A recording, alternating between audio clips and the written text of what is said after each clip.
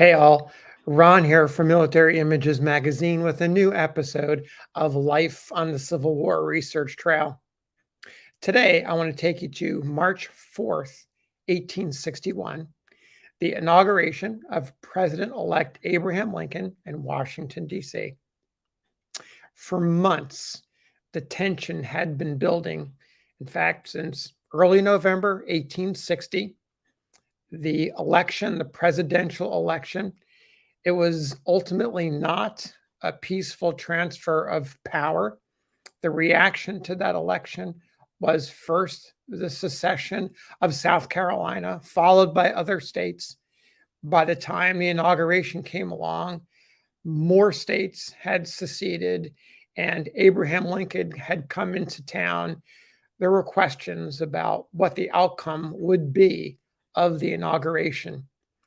There were, of course, many Americans who were wholeheartedly behind the new president, the rail splitter from Illinois, the Midwestern political star, the new part of the country, something of still the frontier, the Midwest, growing rapidly, although population had moved west also from that time out to far-flung California and Oregon, but the Midwest was a rapidly growing place, center of industry, growing industry, railroads, etc.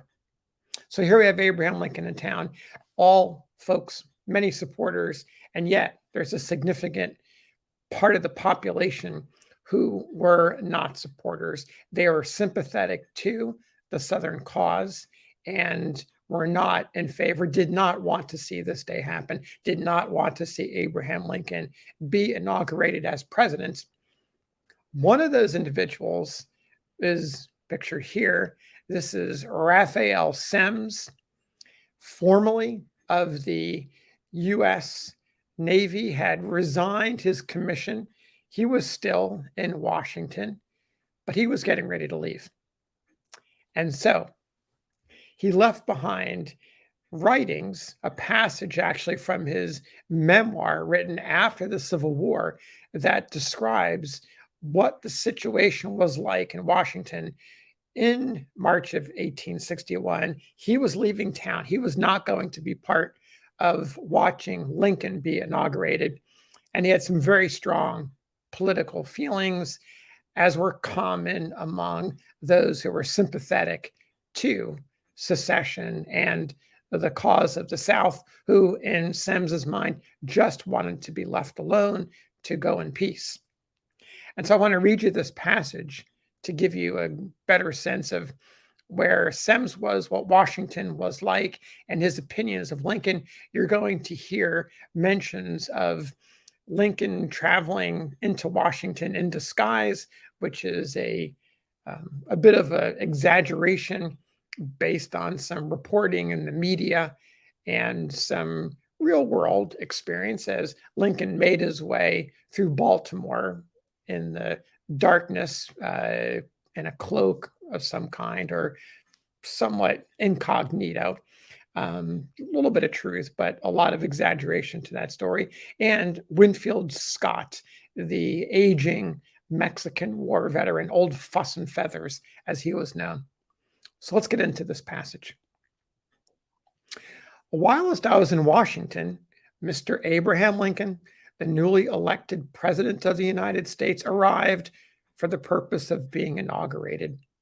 Being purely a sectional president and feeling probably that he had no just right to rule over the South, he had come into the city by night and in disguise, afraid to trust himself among a people of whom he claimed to be chief magistrate. Poor old General Winfield Scott was then verging towards senility and second childhood, and had contributed no little, perhaps, to Mr. Lincoln's alarm. He had been gathering together troops for some days in the federal capital for the purpose of inaugurating, amid bayonets, a president of the United States. It had been the boast of the American people heretofore that their presidents did not need guards, but trusted wholly for their security to the love and the confidence of their constituents. But the reign of peace and all goodwill was at an end, and the reign of the bayonet was to ensue. The rumbling of the artillery through the streets of Washington and the ring of grounded arms on the pavements had sounded the death knell of liberty in these states for generations. Swarms of visitors from far and near in the North and West had flocked to Washington to see their president inaugurated, and were so proud of this spectacle of arms, too stupid to see its fearful significance.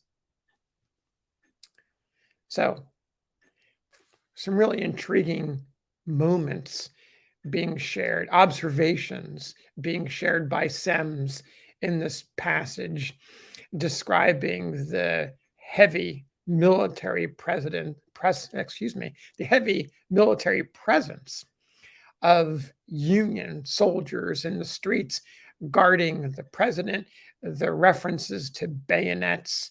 I think it's really particularly interesting, this notion of, in the popular culture, we as Americans were so trusting of our head of state that that individual could walk down the streets of Washington unmolested by folks out on his own. And of course, we see evidence of this during the war itself later on, as Lincoln is riding in a carriage down Pennsylvania Avenue and other streets in the city.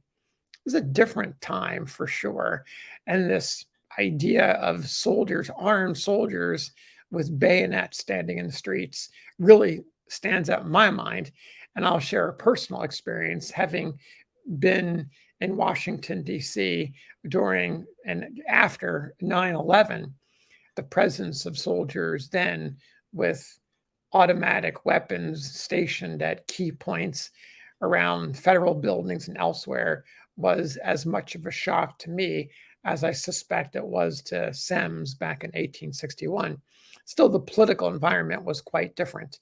And here you have Semmes sharing his observations. So there you have it. Thanks for listening, and we'll see you on the next episode of Life on the Civil War Research Trail.